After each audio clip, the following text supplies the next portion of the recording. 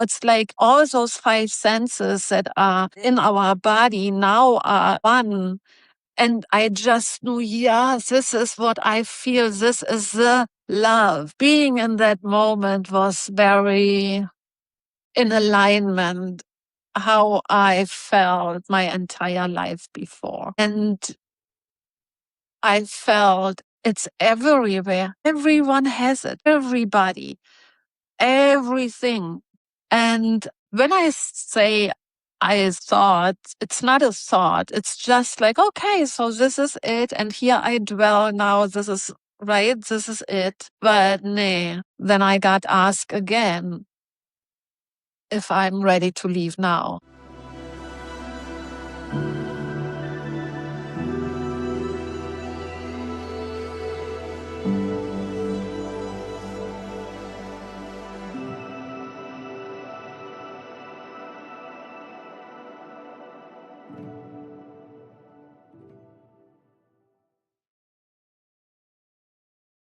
Welcome to the Veil Between Lives.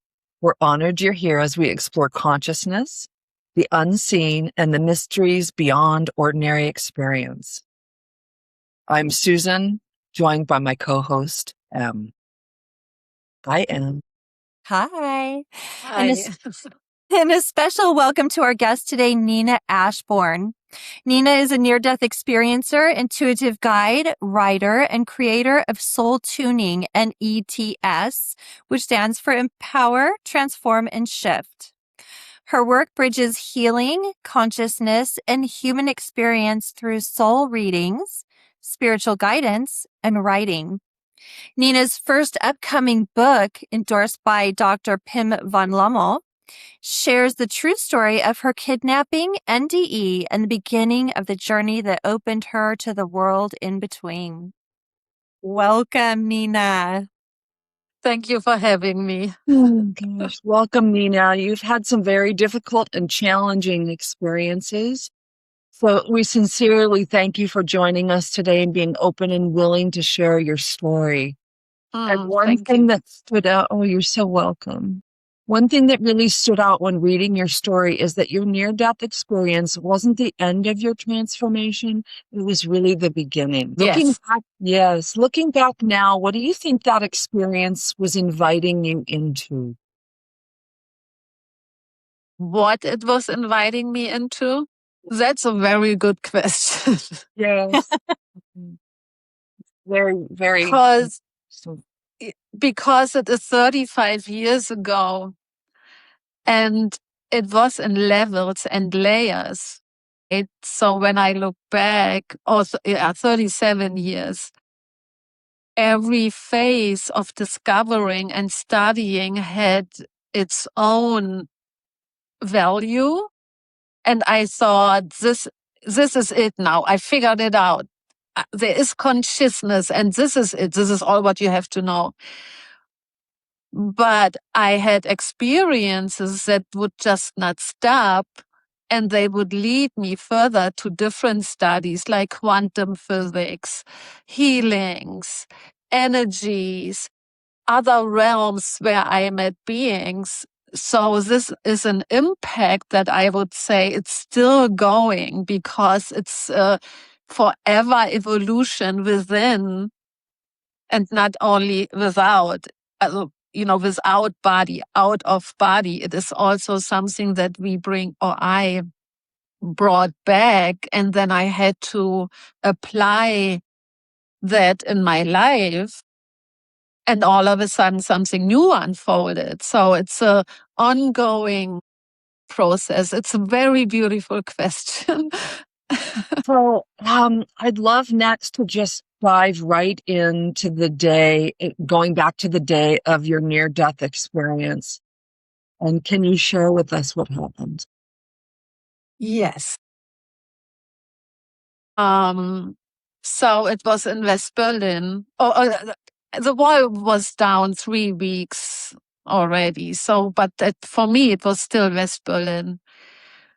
And it was nightlife. I was young. I was 20 years old and we would go from club to club and our boyfriends, we as the girls as our little clique we had, we would just meet them when they would come to the club, or we would communicate a lot with the DJs because we were great dancers and we loved to dance. So it was common to be part of the nightlife. Right. So we would, like I did, my boyfriend and I, we wanted to meet at 1 a.m. to grab a snack together. And he didn't show up. But instead, while I was waiting for him, a fake, later I learned, undercover cop showed up. And he would say, we have to interview you about your boyfriend. And because, see, that was a scene of nightlife. You never knew what your boyfriend would be into, right? Certain things the girls don't have, don't need to know. So I was in this protection mode. Yeah, you can ask me whatever you want. Let's go. I at that time didn't know that there always have to be two cops when they arrest you. And if you are a woman, there has to be a female cop.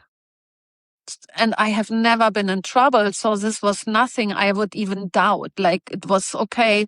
I can answer you some questions. There's nothing, and then I will be released, kind of. And he had a badge, and he had a radio, and he would always talk into this radio. So everything looked like this is real. There was not one doubt, not 1 second. So I would go with him in his car, which was then, in my eyes, like an undercover cop car. And we were driving, and I put down the window, and it was in December, so it was cold. You would not usually open the window. But he said, pull it up, also close the window. And I said, no, if I have to go now and will be in jail or whatnot, I want to enjoy the fresh air. So usually I was not so sassy, but there was obviously something in his energy that made me like talking back to him, right? So there was something that felt off without me knowing what it was. And then he stopped the car and he pulled up the window. And then he said, I have to put you in handcuffs. And I was like, okay, you can do it. And I would hold my hands like this, how I saw it in the movies, right? And he said, no, not in front of you, but on your back. And then he did, and they were very tight. And in this moment, he knew there was no way out for me. There was no way for me to open the door and run away in the moment I would discover something. So I was his victim from that moment on. I was still convinced he is a cop. And we would pass a police department. And he said, before we go there, we go somewhere else. And I was still thinking he's a cop. Just a crazy one. He will rape me. He will beat me up, and he will deny everything after. I was really just still in this thought of feeling I will survive this. This is a real cop, and it will be like in those American movies that I have watched. And right behind the police department, there was an area with a huge park. And there was a parking lot where truck drivers would sleep. So you go down a hill, and then here was an area with those truck drivers where they have to take a break after a certain amount of hours they drive. And we were driving there, and then it happened very quick. So I was in the passenger seat, and he would pull a backpack in the middle between us, and he opened it. And the first thing he did, he would pull a hat over my head. And it was a knitted one. Oh, I don't know if the wool was real or not. But they had those little tiny holes, right? So I could still see light. I didn't see him. So now everything shifted to my ears. And my ears played a very important role in my near-death experience because the other senses were gone. I still had my skin that I could feel temperature with, but I couldn't touch, of course, right? Because I was laying on my cuffed hands. And I asked him, can you loosen them a little bit? Because it was really so tight. And then my weight was on them, but he didn't say anything. He knew, he knew he can do whatever he wants now. I had this head over my head, and then so he's in the driver's seat, and he pulled over with his hands and with his elbow. So he did the seat handle. He pulled it obviously up, or whatever his car was, maybe down, I don't know. But definitely when he grabbed over it, he pushed me down with his elbow. And this move alone showed me he was a professional, right? That was a very known move. Yeah. And then I was laying, right? And then I heard a canister with a liquid in it. And I thought, this is it. He will put gasoline over me and he will burn me. And I think for the mental state, it was pretty calm. But I think this was the first moment where I considered that I may die, which I think was important for somehow to prepare for this could happen, right? That, oh my gosh, I'm going to die, right? He will burn me and it will hurt and such, but there was a kindness with it. I think what do you say? It was to my advantage that I had this test, right?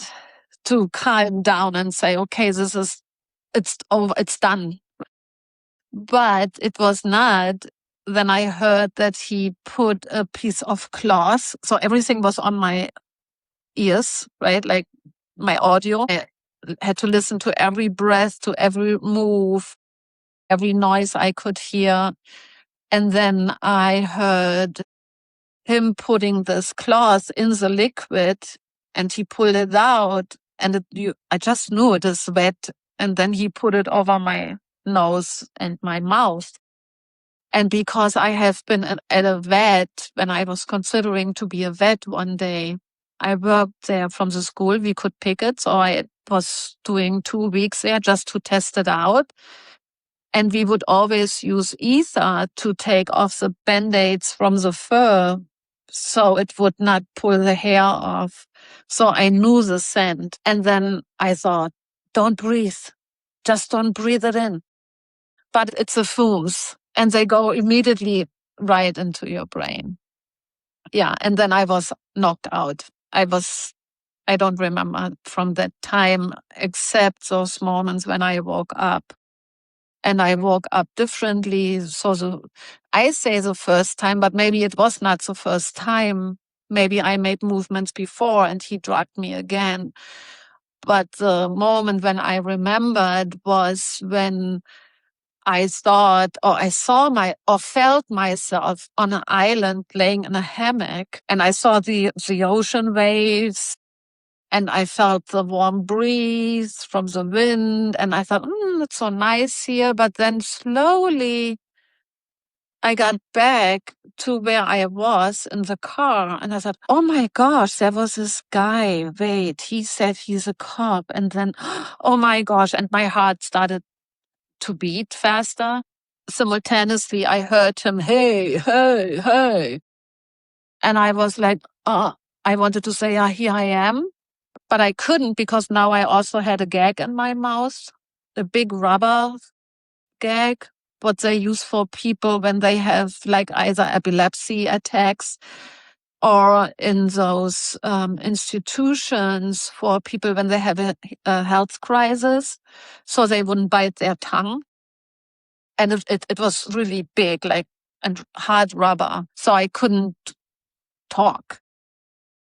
And then he beat my head, and then he would put again ether on my nose and mouth. So I fell back. Well, I can't say asleep, but yeah, I was knocked out again several times. And I woke up several times and I just felt that he used anything to beat my face or my chest. So I would be knocked out for a moment so he can re-drug me. And one time I felt that I think he bit them off. He bit my breasts, but it was more like a sting because I was drugged. But I do remember this moment. And it's not that I would say I felt pain. And I think I'm blessed. I'm really blessed that he used ether. So from the images that I later saw and they took for the forensic and for the trial, that was a moment where I thought, oh my gosh, I was bruised and swollen and blood everywhere. So I was really blessed that I didn't feel much. And then I died. I knew, so there was this moment where there was awareness that was detached from my body. So I wanted to tell him, you can stop, I'm leaving. But because of the gag, I couldn't. But I do remember that I came up with my body and I wanted to tell him, and then I couldn't speak. And then my body just sank like muzzle-less, no tension in itself, So I was laying there and everything became inward, like everything was drawing inside and it was in my head. So I could feel a pounding noise or a pounding feeling on my eardrums while I was listening to that sound. And it was very rhythmic, like and like, and I could feel it is my blood. I just knew it was almost fascinating because there was so much going on inside that it's like a journey through the inner body that you usually wouldn't have when you are in your body or fully in your body and you rely on your five senses. Now everything was drawn inside and I heard those noises and then the pressure built up in my ears from inside, not from outside, but it was really from inside, from my inner brain. And I thought, oh my gosh, if this doesn't stop, they will explode. My eardrums will explode because the pressure was so building up. And that moment allowed me to be centered inside. So I detached from that pressure and I centered inside. And then there was this fast movement, like a very fast spiral, really fast. And then I again told myself, I have to vomit if this doesn't stop. And I centered again. And then the spiral really was upward. And I could see what is happening in the spiral. There were flashes of images where I knew this were part of my life. When I think about it, it's like what many people then say, they have a light review in this moment. But because I already centered, I didn't become part of it. I was the observer. And I didn't click in one experience. I was just observing with awe what is happening there. Oh my gosh. And I felt, today I want to describe, I felt how I lost gravity. Right? It's really like going up, up, up, up, up in the real meaning of gravity versus non-gravity, let's say. And then there was this one moment of a loud noise. It was a loud pop, and I could feel it on the top of my head. It was such a, my energy pushed through something, and I was out. And I knew this is a moment. The detachment has happened. I left my body. This is a moment. And then I was in this void, like a vacuum, kind of like. So there was nothing. It was very still. It was absolute quiet. It was black. If I have to put a color on this was a moment of blackness. And then there were those sparks. Beautiful, beautiful, like golden white, and yet it was not golden light. It's a color that we don't know here, I want to say. And then the space was filled. It became more, not solid, but it became more bigger. The light was bigger. And when it was all the same color, well, color is so limited because it was also a feeling. There was something that I dissolved into, and yet there was still a me. And then all of a sudden it felt like a forever exhale and simultaneously a forever inhale. It was both, and it was endless, and it was huge. And a 360 degree, it was everywhere. And I was everywhere, within the everywhere.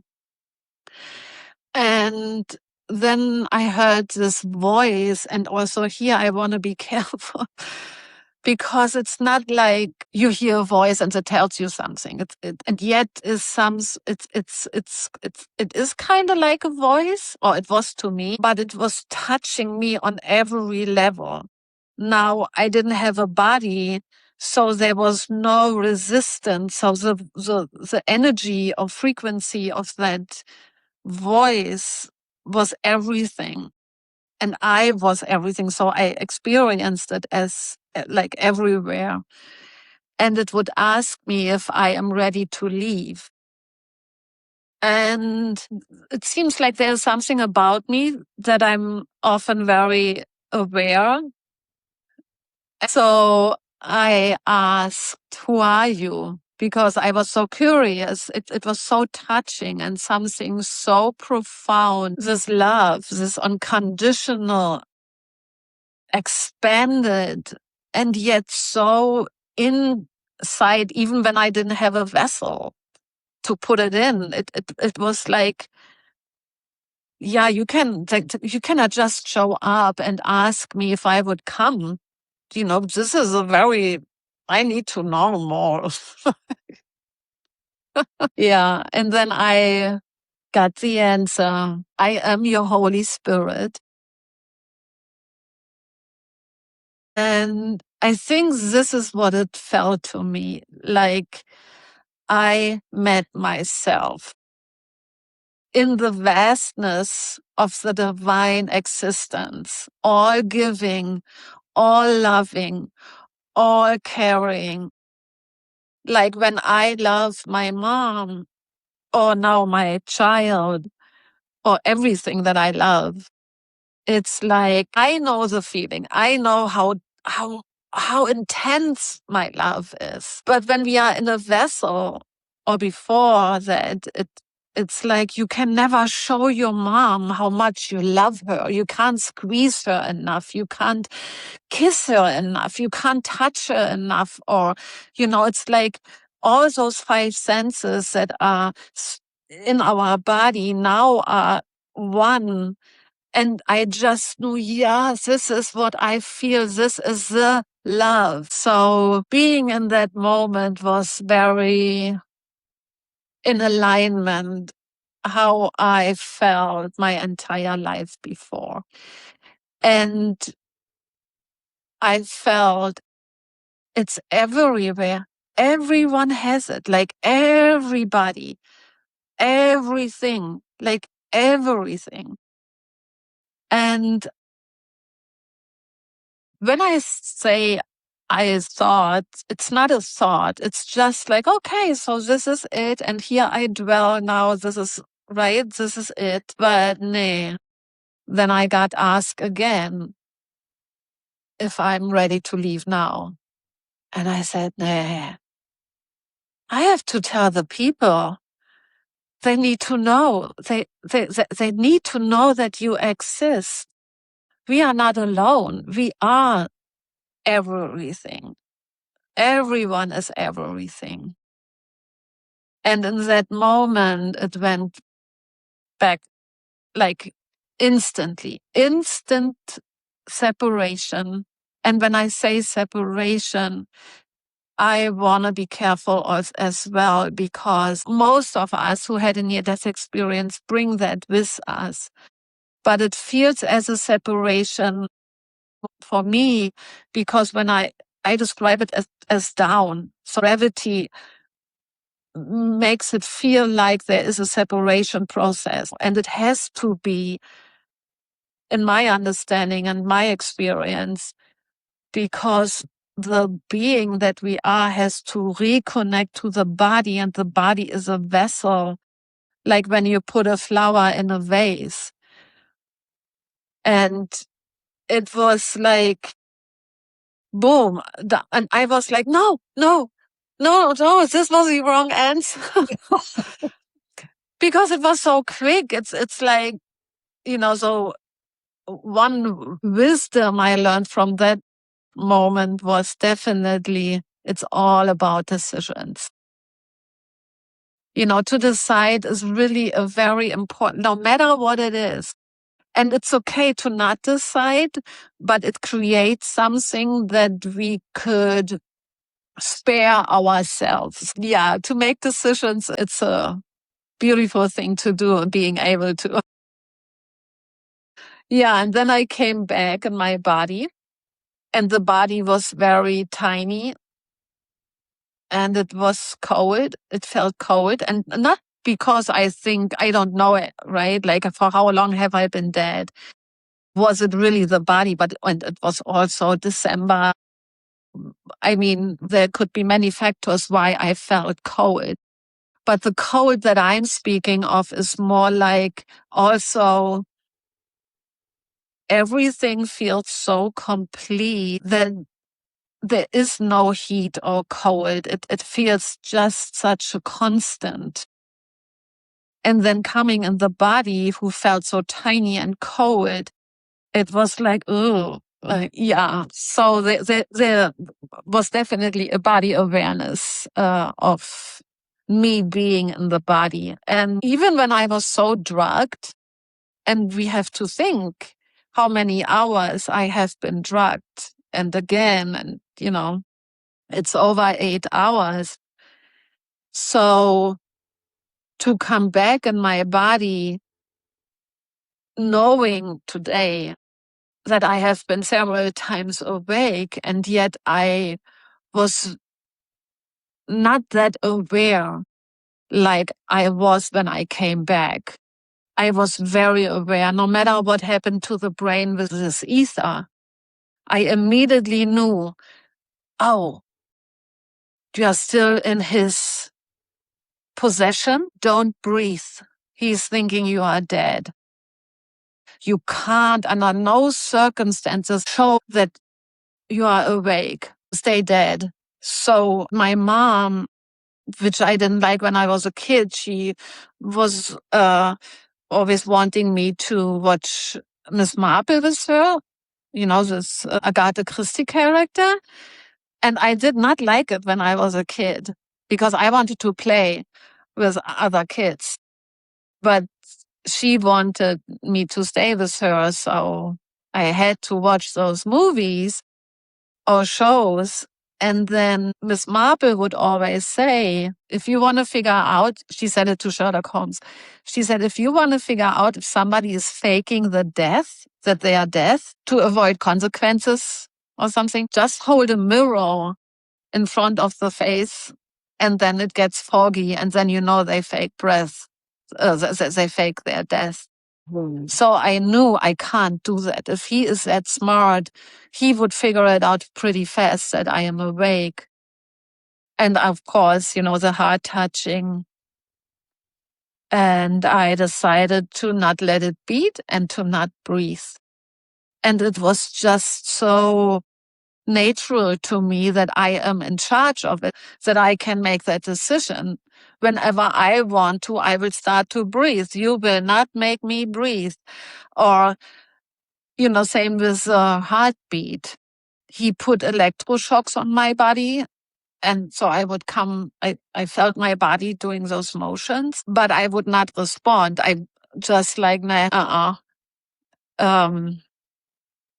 yeah, and at some point he would open the doors and I heard his steps going around the car, and he opened the passenger side door and he dragged me out. And, like a sack, I was falling down. I didn't pay attention. I was not even like, oh, don't hurt your head. There was no thoughts, because now I was in a complete different consciousness state. Like I needed to get away. And I was aware of that if I wanted to survive. So I lay outside, and then he walked to the trunk. And as he opened the trunk, there was a noise with it from the springs, I guess. And this was my moment. I know this is a moment. There was enough distance between him and I that I would have like a little advantage of running, right? It was not that he was standing beside me and could grab me in the moment I would try to run. I knew there was enough distance for me and I can just try to run, hoping he wouldn't be that faster than I was. And I did. I jumped up. I didn't know where I was. And I ran. And so I was in the woods with him. And there were trees on the right side, trees on the left side, and very many, many trees. And then I could see a little light. And I just ran towards the light. And there was a little hill I had to run up. And then there was a pretty wide street. And there was one light on the street. This is the light I saw. And no car. It's winter. The sun just starts to rise. So the sky, but it's winter, right? So it's grayish. So the light is not really light. And there came one car towards me on this wide street. And I couldn't let it pass. He was still there. And if they pass me, he could get me again and he would finish me. That was just logic in this moment. So when they when they were driving on the street, of course, they saw this young woman running out of the woods. So I assume they slowed down a little, but I couldn't see that they would stop. So I jumped on their hood. I just had to, I rather got hit by a car than again being in his hands. So I jumped on the hood and they had to come to full stop. And then I slid down and from the hood and I went to the passenger side. And I was often thinking, why would I go to the passenger side? And it was because the driver's side was towards the entrance or exit from the woods. So that was a safe side, because I was always, why did I choose the passenger side? Because I didn't want them to continue to drive. It would have been more logic to go to the driver side. But it was a side that protected me more. And then I opened the door and I kissed her hands and I was laughing, hysterical. Oh my God, I survived. Oh my God. And I kissed her hands. I was so grateful and I was not upset. It was not like, it was so nice on the other side. I don't know why why I came back. Right. I was really just so grateful. that I made it, that my plan worked, that I really escaped. And you have to imagine, so this is a wide street, and there was then starting to be traffic, and there was a cab driver, and we were standing in the middle of the road, and because they had to stop. And then he came towards them, and now you become high vigilant. I still didn't feel that I am safe. So I had my eye always on this entrance and exit because I knew he was still there. So he came and he asked what happened. And then the older couple would share, there was this young lady, she ran out the woods and she said she was kidnapped. And then he said, is he still there? And I said, yes. And he said, okay, I'm going there. And I said, no, don't go there. This was now the very bad, dark place. You don't go in the darkness there. This is very dangerous because this man is so dangerous. And then he stayed. And then all of a sudden, so we were standing on the road, and then all of a sudden we saw him coming out. And so there is this uphill. So his license plate is in a certain angle that we couldn't see it, and there's no light. He had his lights not turned on. And then he pulled to the right and he would drive slowly. And then the cab driver was ready to jump in his cab. And he said, I followed him. He had to put on his light eventually. And this is when I got in shock. That moment when he came out and then the cab driver saying, I follow him. I was like, no, please stay here. And I started to hyperventilate. So this is when I got in shock. And then he drove away, and then the cab driver called the police, and then the normal procedure. I noticed then that I was just 2.5 minutes from my home away, which caused me a lot of PTSD for a long time because I didn't know, how did he know me? Did he know me from where I was living? Or did he know me from the night scene in Berlin where we were celebrating or partying, right? So that was a very stressful, even also beautiful. It's not only, right, that I was hyper vigilant after, but definitely it had an impact on the entire journey I entered after. Amazing story. Oh my gosh, you're so courageous. And all of those Very courageous. Yes. split moment decisions that were just happening organically within you. Your desire to survive is just impeccable. I mean, wow. Well, I think it was really like I could just not tell people. They needed to know. And since I had the opportunity to say, okay, are you coming fully and we leave your body here and whatever the journey would be after? But it was like, it was my purpose. No. The people need to know, like, that you exist, that this love and this, whatever we call it, like we can say God, I became a teacher after. So there was definitely a journey.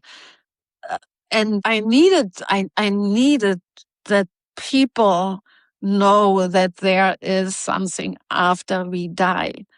And this something is filled with love and love and love and love.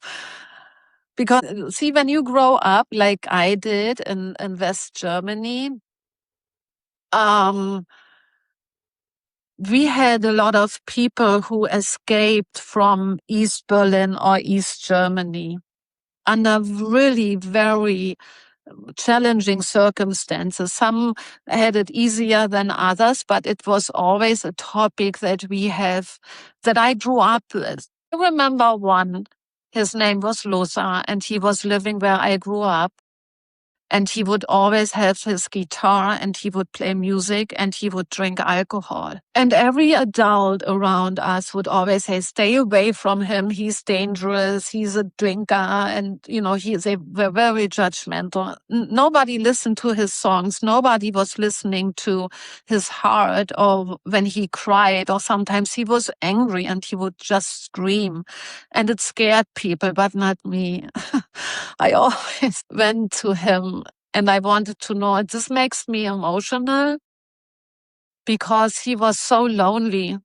He felt, and he was so desperate because he escaped, but his wife, his family couldn't. And he missed his children and he missed his wife. And the reason why he started to drink was really to not feel this pain. And I understood that as a little girl. I felt it and I wanted to know his lyrics. I understood that his story is meaningful. It means something. And I think those encounters were the reason why I chose to come back and say, no, the people have to know that we are loved. Nobody is alone. And I mean, you can say it 100 times. If somebody is not feeling it, then they don't. But do not ignore them. Give them a hug. Listen to them and just be there. Like, be the channel for that understanding and for that love. So I think that was a reason. You've mentioned that your NDE didn't give you certainty, it gave you curiosity. I think Yes. I think a lot of people expect the opposite. Can you talk about that? Well, at that time, I didn't know it was an NDE. It was 1989, and there was nothing. Well, when we understand the procedure, right? So now the police is coming and they go to your home and then they say you have to change the clothes and they touch everything with gloves. All of a sudden, there was this reality, how the procedure is now. And it was in the first 3 days that those procedures had to be done, that I had to go to places and they'd draw my blood for blood testing for the forensic, and we did a sketch. So it became very structured, right? This has to be done, then this, then this. It was very structured. In between, I had those pulls. I got pulled out of my body and I couldn't control it. And I didn't want to sleep. So all of a sudden, there were two parallelities. The one I had to execute and the other one I had to learn. And there was no one in my life I could talk to about, because first, in those first 3 days, I was very occupied going from one place to the next one, which I think if I wouldn't have had to do that, I would have talked to someone and say what happened that I didn't know. But then after those 3 days, what happened was that I just all of a sudden felt as if nature was talking to me. It was like I could hear grass growing. And then the curiosity became so natural that I wanted to lay down on the grass, and I wanted, like, what am I hearing? Like, I want to put my ear there, which I think was like a protective way for me and on my journey to stay in this curiosity and not being scared, or I recognized it everywhere. Of course, I would ask questions. Hey, do you know that when you all of a sudden have this buzzing in your ears and you feel like you can leave your body or something? And then no. Oh, okay. But I remember too, I had a friend and we would walk in the evenings, arm in arm, here, like elbow to elbow, hooked in. I don't know how you call that. Arm in arm. Arm in arm. Yeah. And then all of a sudden, it was like I got a chill from the top of my head down my body, and so intense that I had to go like a wave. So I would go eventually down on my knees. It really went, and I just had to keep it flowing. I just followed that energy wave. So she was in my arm and she would just like bend down and she said, I want that too. So for me, there was not a separation. I never yearned for going there again to say, I read and I hear that a lot about people who had an NDE. They would say, I can't wait to get taken again. Where I think, no, no, no, no, no.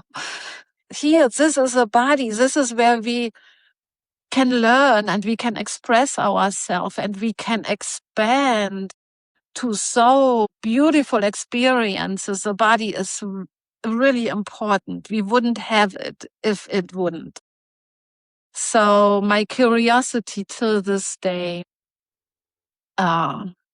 is very present about many things.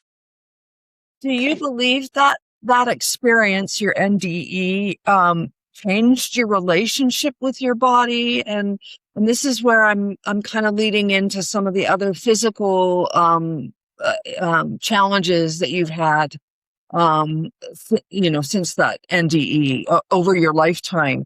Do you believe the NDE changed the relationship you have with your body in some way? Yes, but it took a long time. I had so many experiences from that time on that indicated that my body is doing things that other bodies don't. And it was scary because I didn't know it was me. Like when electricity went crazy, I would always keep a light on. So when I would go from the street to my apartment, that I have a light, because I lived around the woods.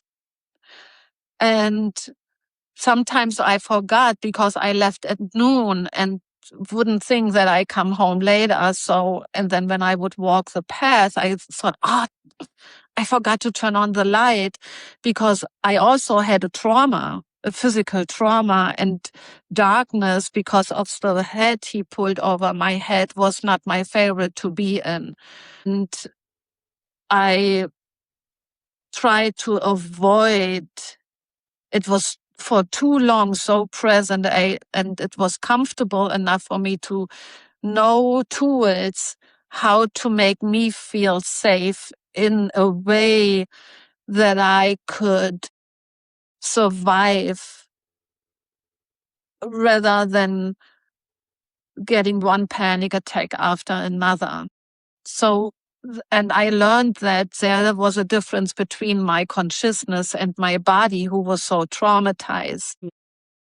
And that was a very clear change, how I saw my body, how my body would respond to things, right? I could hear certain noises and they would trigger, and I would go out of my body.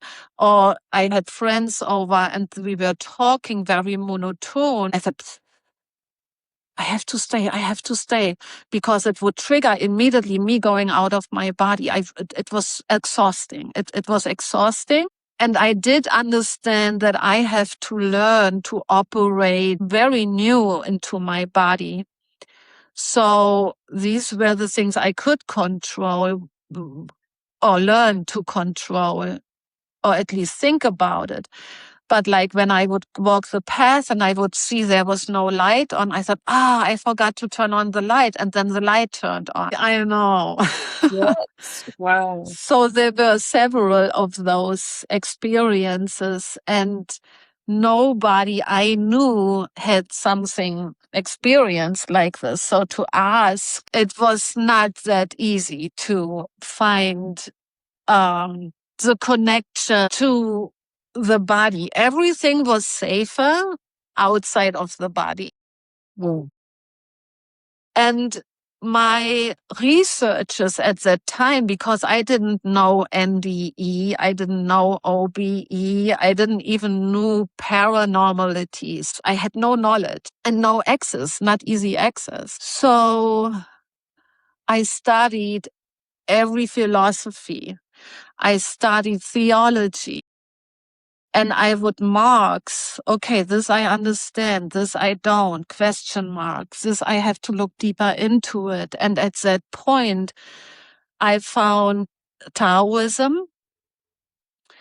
And there was one, let's say, quote. And the quote was, when you lose your body, you will never ask for another one, because this is a place of your burden. And I was just like, this is it. The body is not good. I misinterpret. It just was to that time so very important to understand I'm not the only one who experiences her body as a burden. Also, now Berlin, a very fancy city where everything was about look. My mom, for her, was everything about how to look and how to appear. All of a sudden, I was very critical with myself. I struggled with how I looked. I didn't understand. It felt like my being itself is more pretty than how my body looks like. That was a challenge for the first years. So there was definitely a different consciousness happening now with a body that was not leading to a very beautiful attitude. It was more the opposite, and it felt very limited. I couldn't change the body. This was a body I was given. And then, remember Lao Tse says it's a place of burden. So why are you so ugly? So, right. And then I learned to look in the mirror and starting to have conversations with myself and really to get it out and to come in contact with me. And this is when it started to change in something more important, using this body as a vessel and understand it has its limitations. And yet the communication with it can make it a very pleasant place to be, because this is where we are. Food is nice. Warmth is nice, cold is nice, whatever we want to experience. It's a very beautiful place. The divine expresses itself through. And it sounds like you found a way to speak with your body through affirmations, through some of the health challenges that you experienced as well. I'd like to learn more about that. So the first time actually was when I was 26, and I had all of a sudden, I was a jazz dancer. I love to dance. And all of a sudden, when I walked in a restaurant, my friend told me, "Hey, why is your big toe so black?" And I was like, oops, I don't know. And a few hours later, I was in the hospital with a emergency back surgery. That repeated 2 years later, but in between, I was diagnosed with leukemia, with non-Hodgkin. So in those 3 years, I have learned a lot about alternative paths. With osteopathy, with physiotherapy, I started to learn really to swim, contribute and help the body to be worthy to be with me. So I needed to love my body more and understand what it needs. The leukemia was a very important part, because they said to 92% I am going to die. So I would have a small chance if I would follow the chemotherapy that they recommended. And I started it. But there were already challenges from one Thursday, from the diagnosis to the next Thursday, they had to do some researches on the body with the bone marrow, with certain liquids and fluids that they inject to you.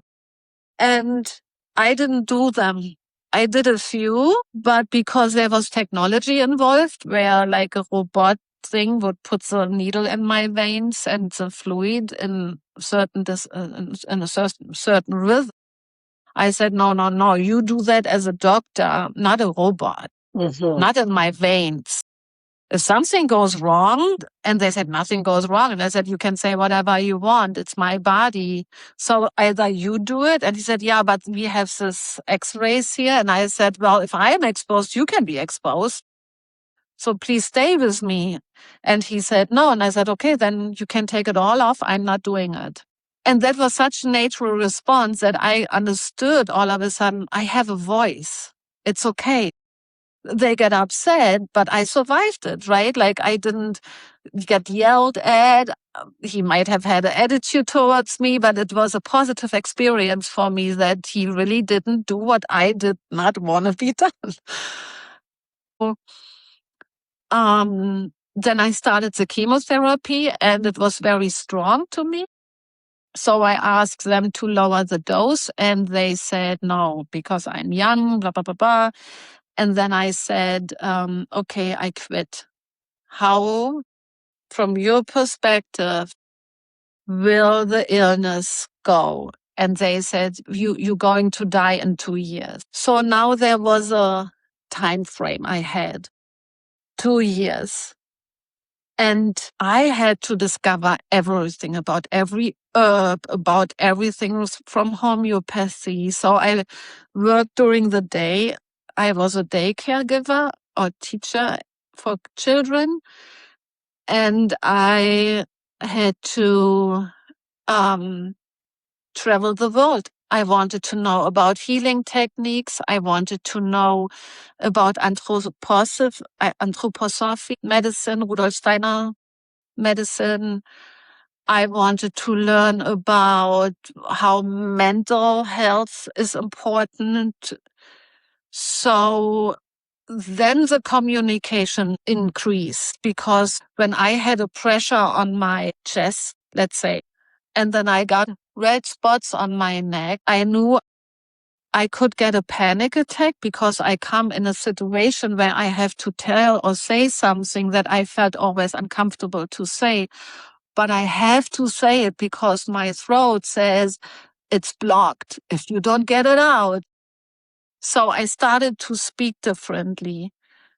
And when I noticed that my body is responding so gentle and with really also beautiful sensations, all of a sudden from my heart and my chest, something would radiate wide out and it was not blocked anymore. And I thought, oh my gosh, I have to figure that all out. My first leukemia, I really worked, I want to say little things. I did some affirmations, but it was also changing my food, changing my approach with other people, saying when I was scared, saying when I was feeling cold. I would never say, hey, I'm cold. Do you have a blanket or do you have a pair of socks? All of a sudden I allowed. And who would say, no, sorry, you are my best friend, but I don't give you a pair of socks. Just stay cold. Right. Nobody would say that. So I had very positive experiences. And my consciousness then said, take it in, feed every cell of your body with a positive experience. And then I learned that my body responded very well to that. And after 12 years, that was said, I don't have leukemia anymore. And I participated in a documentary for the World Cancer Day. Yeah. That's an incredible story, actually. I love that. Yeah. And I continued, right? So 3 years or 2 years ago, I was diagnosed again with leukemia. And I was diagnosed with bone marrow cancer. And I needed to understand, like, I would consider myself at that point before I got re-diagnosed. I had an understanding about this physical science and how the body works and what it needs, what could be too much and how to eat, what not to eat. Or balance when we eat something like a bag of chips. It's so delicious, of course. So how can I make my own healthy chips? Or what can I do when I eat chips or chocolate that is really like not the best food for our precious body, but I don't want to torture myself. I want to have that. So I learned how to balance those things. So I would consider I considered myself as pretty knowledgeable. So that hit me. And then I thought, okay, I have to figure it out. If I decide, which I have, to the request of my son, bless his heart, I decided, okay, I'm doing it again.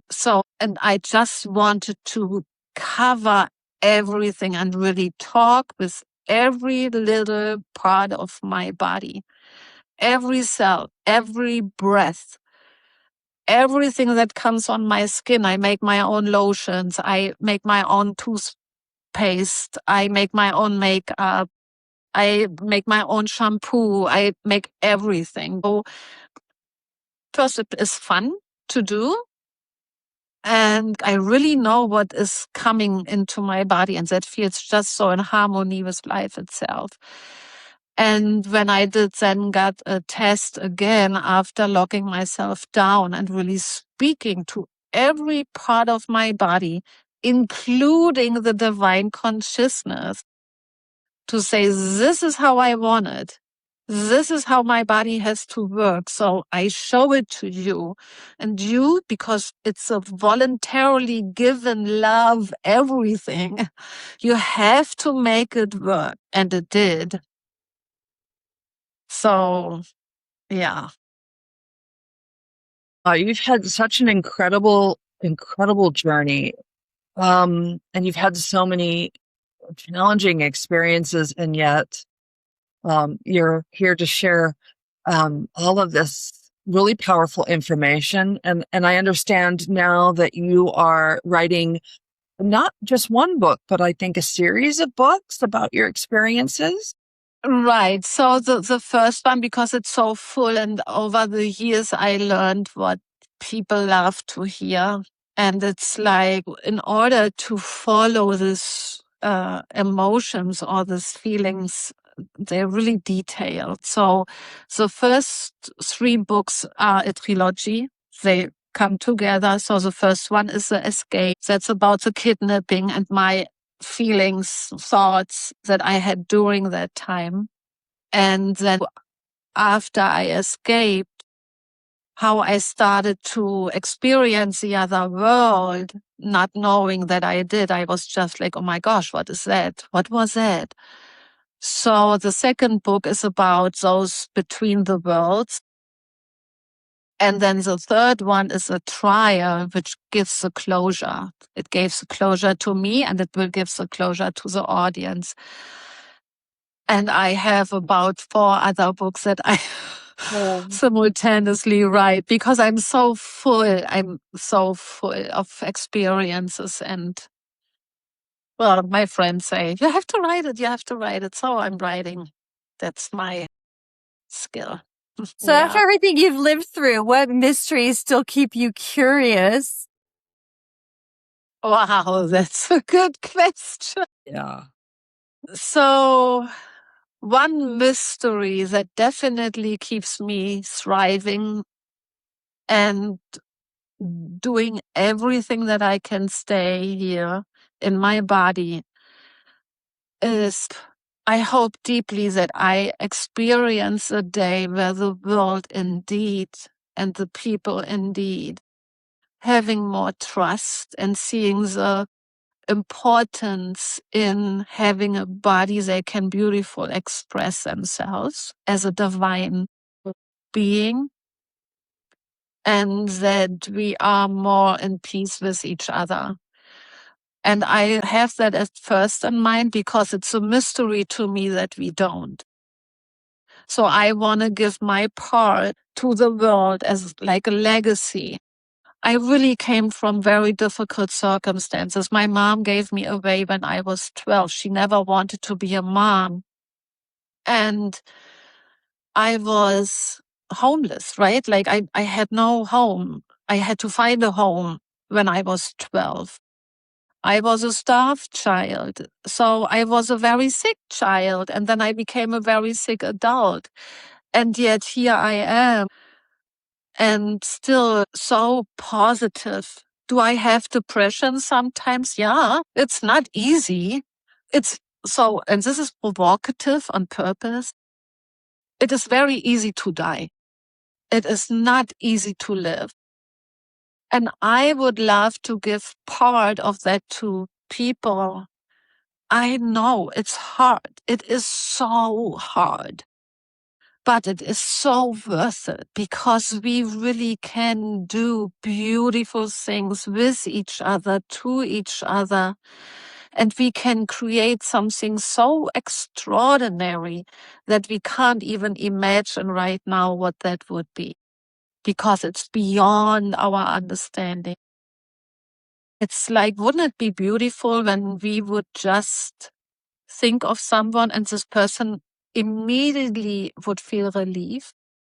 Not only because I could do it, or you could do it, or you could do it, but everybody could do it. Wouldn't this be beautiful to have the idea? And it's not dreamy, because there are people like you or me or you that do that, but they have that too. And I want to be part of, I want to witness that moment. I want to witness that people change. I want to witness that they respect life, knowing it was and is not an easy journey, but it is so worth it.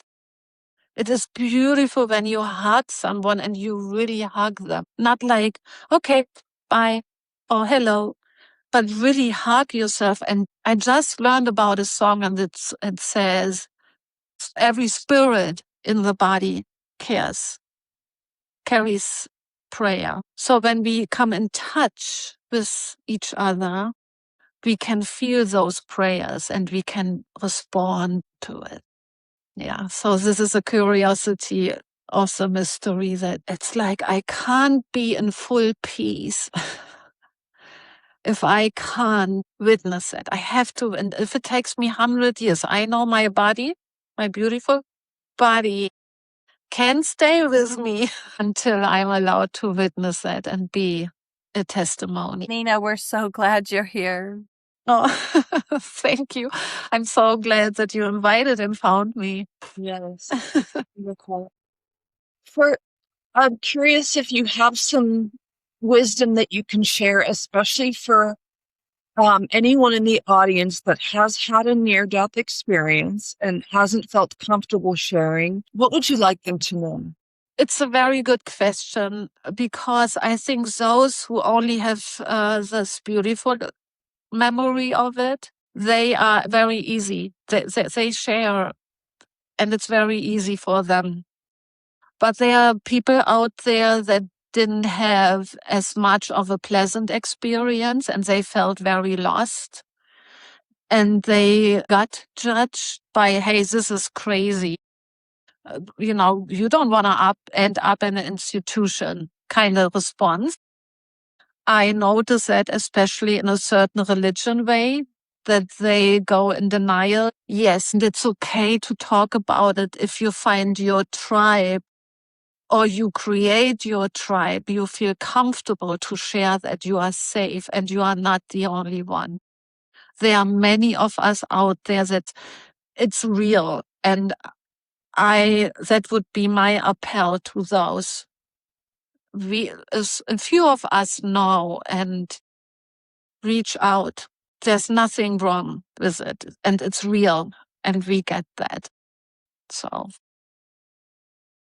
And Nina, how can our listeners find you and connect with you? So I have a website and it calls Nina Ashborne, and Ashborne is with an E at the end, .com. And I am on Facebook. And well, do you put the link in the description? Yes, we'll put the link in the description in the notes. Yes. Yes. So I invite the audience, your audience, our audience for our session today, interview, that they can go in the description, and then there will be the links they can reach me. Yeah. Gosh, it's been a real blessing. I have so much enjoyed our time together. I love listening to you. I think you are a beautiful light in this world, and I thank you. Thank you for sharing your experience with us. Thank you. Thank you for having me. And to our listeners, thank you for stepping into this space with us. If you feel nourished or inspired by the Veil Between Lives, please subscribe, like, share, comment, or leave a review.